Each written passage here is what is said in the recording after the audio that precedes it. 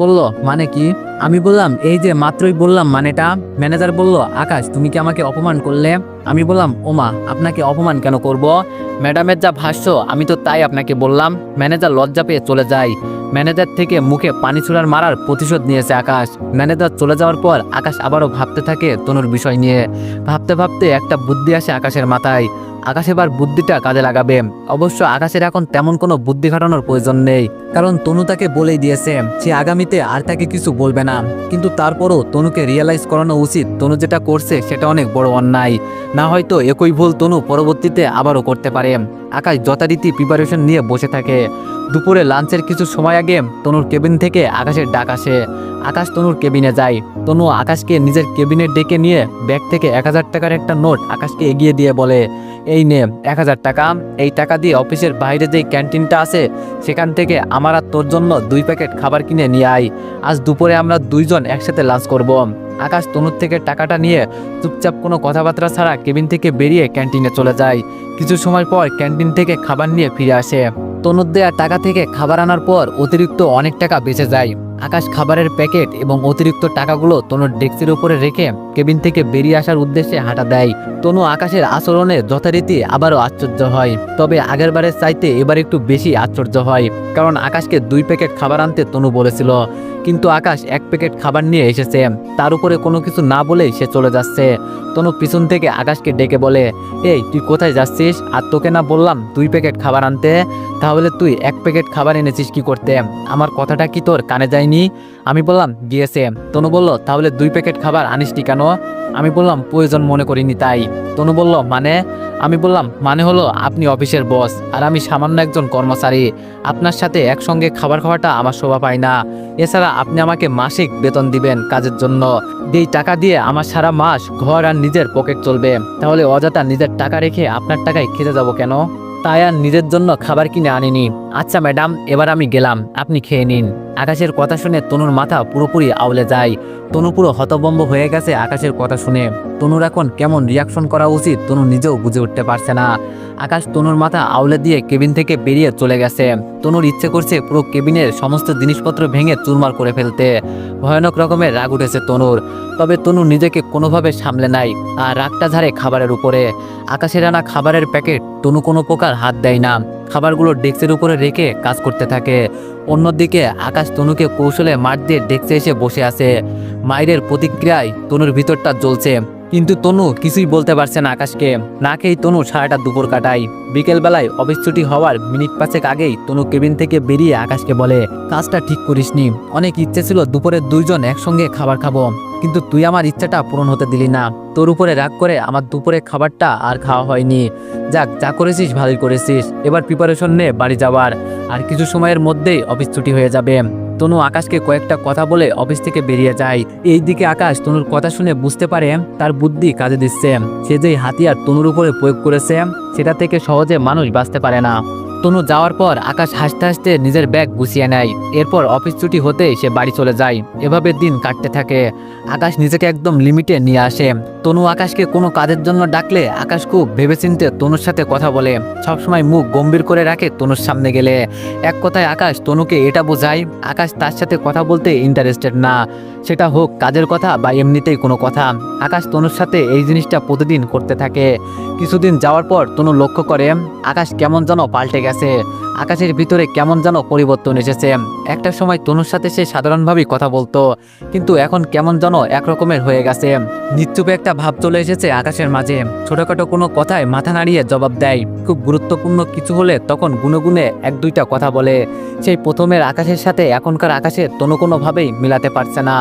আকাশের পরিবর্তনে তনুর ভিতরে কেমন যেন একটা প্রভাব পড়ে, তবে তনু সেটা আকাশের সামনে প্রকাশ করে না। এভাবেই চলতে থাকে। একদিন অফিস চলাকালীন সময়ে তনু আকাশকে ডেকে বলে, আজ রাতে একটা পার্টি আছে যেখানে আমার সাথে তোর যেতে হবে। পার্টিটা রেখেছে আসাদ নামক একজন ভদ্রলোক। যিনি কিনা আমার বিজনেস পার্টনার।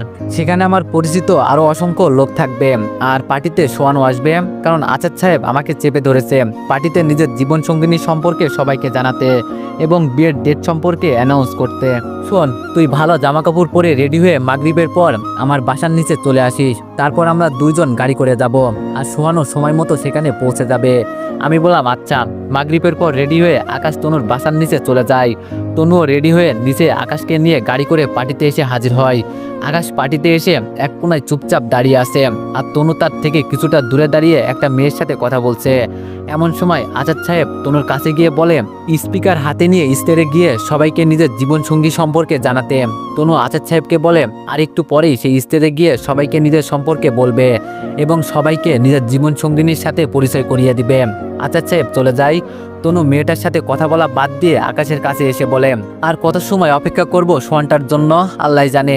সে এখনো আসছে না কেন? মাথাটা পুরো খারাপ হয়ে যাচ্ছে। আচ্ছা, তুই কি একটু গেটের সামনে গিয়ে দেখবি সোহান আসছে কিনা? আমি বললাম আচ্ছা, দেখছি।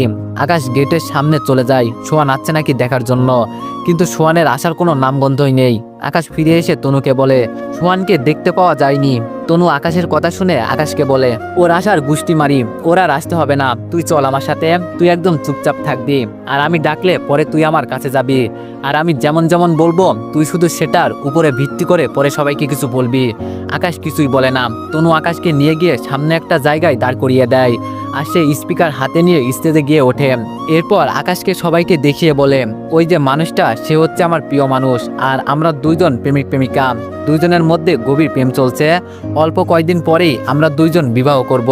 তনু আকাশকে নিজের বয়ফ্রেন্ড বলে পরিচয় করিয়ে দিয়ে আকাশকে স্টেজে ডেকে তার হাতে স্পিকার দিয়ে বলে তাদের দুজনের সম্পর্কে কিছু বলতে। আকাশ স্টেজে গিয়ে সোজা তনুর মুখে চুলকানি মেখে দিয়ে বলে আমরা দুইজন কোনো প্রেমিক প্রেমিকা নয়। আমি ওনার অফিসের একজন কর্মচারী, আর উনি আমার অফিসের ম্যাডাম। ওনার বয়ফ্রেন্ড হচ্ছে সোহান নামক একজন ভদ্রলোক, যিনি এই পার্টিতে আসার কথা ছিল, কিন্তু কোনো কারণে উনি আসতে না পারায় ম্যাডাম আমাকে ওনার বয়ফ্রেন্ড বলে পরিচয় করিয়ে দিয়েছে। কিন্তু আমি চাই না আপনারা কেউ বিভ্রান্ত হন, তাই ওনাকে আরও কিছুটা সময় দিন। কিছু সময়ের মধ্যে হয়তো ওনার আসল প্রেমিক সোহান চলে আসবে। আকাশ সবার সামনে সত্যিটা বলে স্টেজ থেকে নেমে পার্টি থেকে বেরিয়ে চলে যায়। এইদিকে আকাশের কর্মকাণ্ডে লজ্জায় তনু স্টেজে দাঁড়িয়ে কান্না করে দিয়েছে। সবাই তনুর দিকে বাঁকা চোখে তাকিয়ে আসে। কিছুক্ষণ পর তনু ও লজ্জায় স্টেজ থেকে নেমে কান্না করতে করতে পার্টি থেকে বেরিয়ে চলে যায়। পার্টি থেকে বেরিয়ে গাড়িতে গিয়ে উঠে বসে। গাড়িতে আগ থেকে আকাশ বসা ছিল। আকাশও পার্টি থেকে বেরিয়ে এসে গাড়ির মধ্যে উঠে বসেছে। তনু গাড়িতে উঠে আকাশকে দেখতে পেয়ে রাগে আকাশের শার্টের কলার টেনে ধরে চোখের পানি ফেলতে ফেলতে চেঁচিয়ে বলে কেন করলি তুই আমার সাথে এমনটা? আকাশ বলল কারণ আপনি মিথ্যা বলেছেন সবাইকে। আমি আপনার কোনো বয়ফ্রেন্ড না, আপনার বয়ফ্রেন্ড হচ্ছে সোহান, কিন্তু আপনি আমাকে সবার সামনে বয়ফ্রেন্ড বলে মিথ্যা পরিচয় করিয়ে দিয়েছেন, তাই আমি সবার সামনে ওই রকমটা বলেছি। আসলে তুই একটা নিচু মনের মানুষ, ওই রকমটা করার আগে তোর 10টা বার ভাবা উচিত ছিল। আর কি বললি আমি মিথ্যা বলেছি? শোন, আমি কোনো মিথ্যা বলিনি, আর সোহান আমার কোনো বয়ফ্রেন্ড না, ও শুধু আমার মাত্র ফ্রেন্ড। আকাশ তনুর কথা শুনে ভূত দেখার মতন চোখ বড় বড় করে তনুর দিকে তাকিয়ে আছে। তনুর মুখে আকাশ এই কথাটা শোনার জন্য কখনোই প্রস্তুত ছিল না। আকাশ পুরো নিশ্চুপ হয়ে যায়। মনে হচ্ছে যেন আকাশ কোনো টাইম জোনে আটকে গেছে, যেখানে সবকিছু এক জায়গায় বিদ্যমান হয়ে আছে, না কোনো কিছু সামনে এগোচ্ছে না কোনো কিছু পেছনে যাচ্ছে।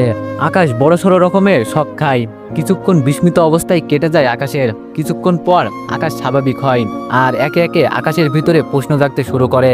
তবে সে এখনো সাইলেন্ট। উপর দিকে তনু আকাশকে চুপ থাকতে দেখে সজোরে নাড়িয়ে বলে কিরে, কথা বলছিস না কেন? এখন স্টেজে তো আমার মান সম্মান ধুলোয় মিশিয়ে দিয়েছিস, কিন্তু এখন চুপ করে আছিস কেন?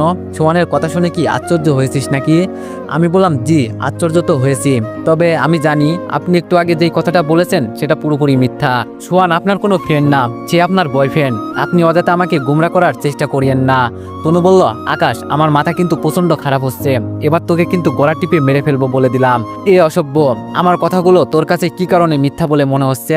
আমি বললাম কারণ সেই শুরু থেকেই দেখে আসছি আপনার কাণ্ড কারখানা, এবং আপনি নিজেই বলেছেন সোহান আপনার বয়ফ্রেন্ড, কিন্তু আজ এসে বলছেন সে আপনার ফ্রেন্ড। ম্যাডাম, আপনি এক মুখে কয় ধরনের কথা বলেন? তনু বলল আমি এক মুখে 1000 ধরনের কথা বলি, তবে সত্যি এটাই, সে আমার ফ্রেন্ড, বয়ফ্রেন্ড না। আমি বললাম তাহলে আজ এসব কি ছিল?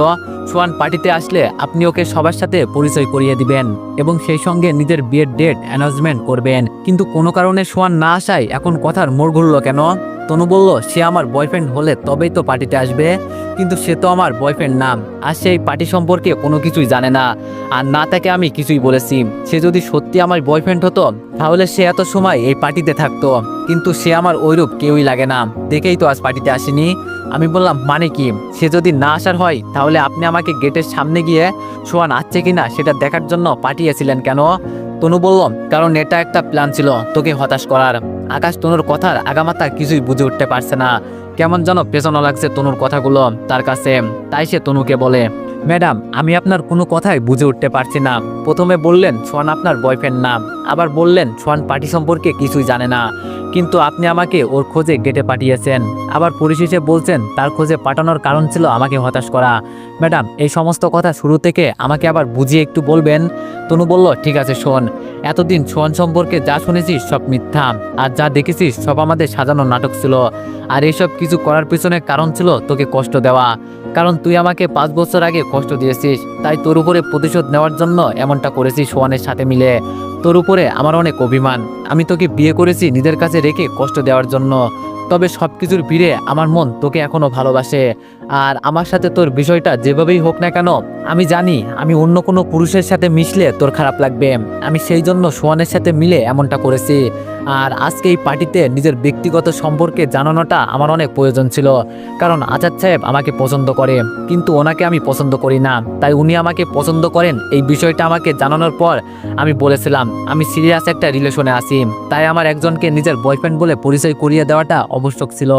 আমি চাইলে সোহানকে সবার সামনে বয়ফ্রেন্ড বলে পরিচয় করিয়ে দিতে পারতাম, কিন্তু কেন জানি অমনটা করতে আমার মন মানছিল না।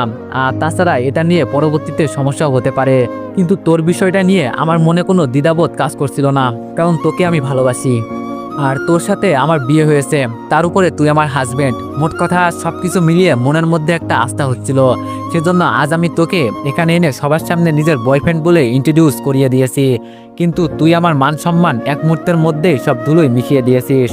তো এভরিওয়ান, নেক্সট পার্টের জন্য সবাই একটু বেশি বেশি কমেন্ট আর একটু লাইক করে দিও। ধন্যবাদ।